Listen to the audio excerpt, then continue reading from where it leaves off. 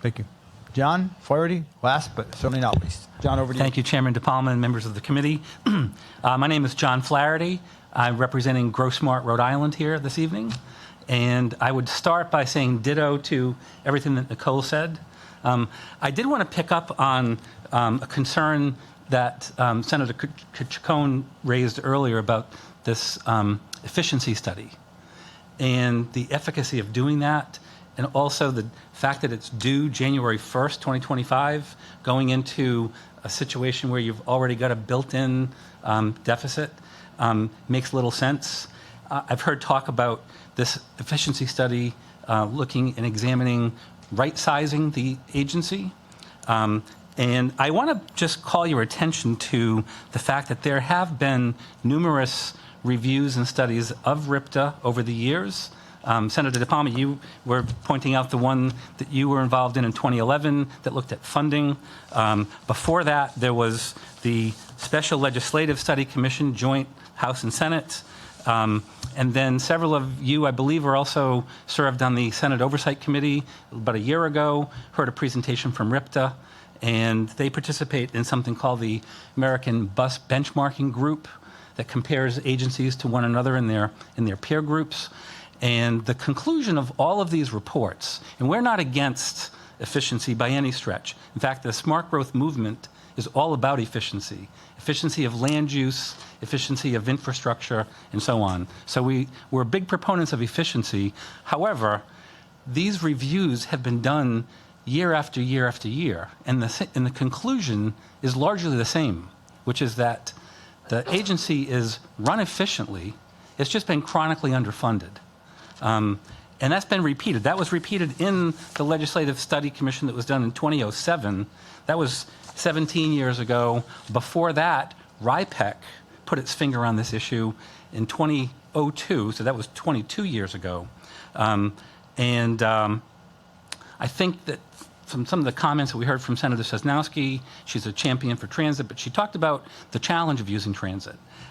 Somebody else did this about 2 weeks ago. It was on the front page of the Journal.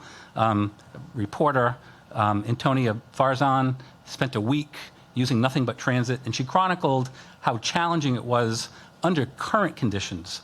So if we're talking about these cuts that we've been looking at, reducing the frequency of service, if we're talking about doing that and growing ridership, as you pointed out, Senator, that does not make any sense. We know that ridership is a function of convenience, of trip time speeds.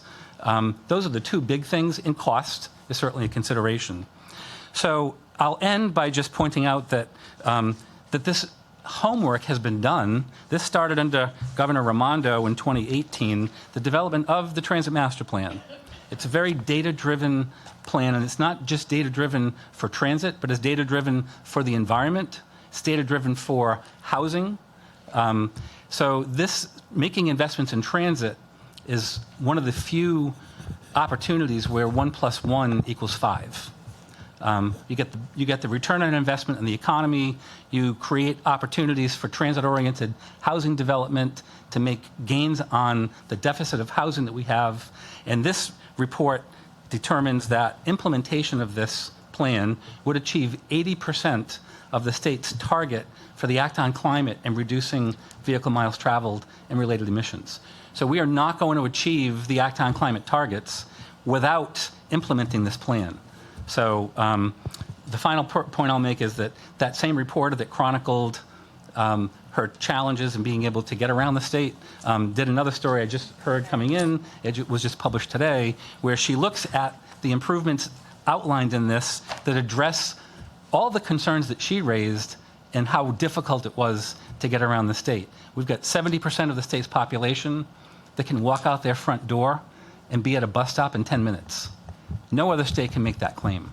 So we've got the bones to support a first-rate transit system. And yes, it's expensive. I'm not gonna back away from that. And that's why we are here to support Senator Coleman's two bills, the 2547, the bond referenda, and 2169, the rideshare vehicle surcharge. The only comment that I would make about the rideshare surcharge is that, and this is a recommendation we made the last time the bill was introduced, and that is to consider looking at the Massachusetts model for applying the surcharge on the company as opposed to the fare. And that's the only recommendation that we would have for any kind of an amendment. I thank you for your time. John, thank you very much. Questions or comments for John? John, I think the one challenge with the transit master plan, unlike the plan that we had with Roadworks, which was a 5-year plan or 10-year plan, updated every year, it had funding that went along with it. Correct. The transit master plan said, here's the plan. Nothing was done. I'm not looking at you. I'm not saying you. Absolutely. There was nothing done. The next step to say, we fund it this way over this time. And so it is that challenge. I'm not going to say the teacher's name. In Chicago, I knew there's a teacher that used to live in Providence.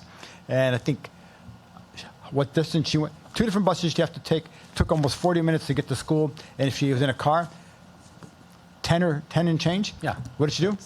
She went and bought a car. She didn't want to buy a car, did not own a car. She still owns a car. It's out here somewhere. In Chicago, no car. All mass transit. Senator Chacon. Just a general comment. There was a statement made earlier, and I forgot who made it, about the head of RIPTA not being a transit person. Rhode Island has only had 2 since 2002 that were transit people. One was Beverly Scott, and one was Al Mascola. Absent that, prior to that, there was no one that came from a transit background that headed RIPTA, just to make that clear. Senator Chacon, just a question. Was it Charles? Odimwe? Charles Odimwe. Charles Odimwe, who was here for 3 or 4 years. He had come from Louisiana. Was he a transit No. person? Okay, thank you. Senator Zurier. Thank you. I just have to pick up on the chair's comment. As it happens, Director Alviti, a year ago, had a similar comment to the chairs about the Transit Master Plan. At that time, Director Alviti said the following, I'm paraphrasing, "A plan is not a plan unless it has a dedicated, sustainable, reliable plan of funding. And this plan is achievable, and it is imperative that we do that."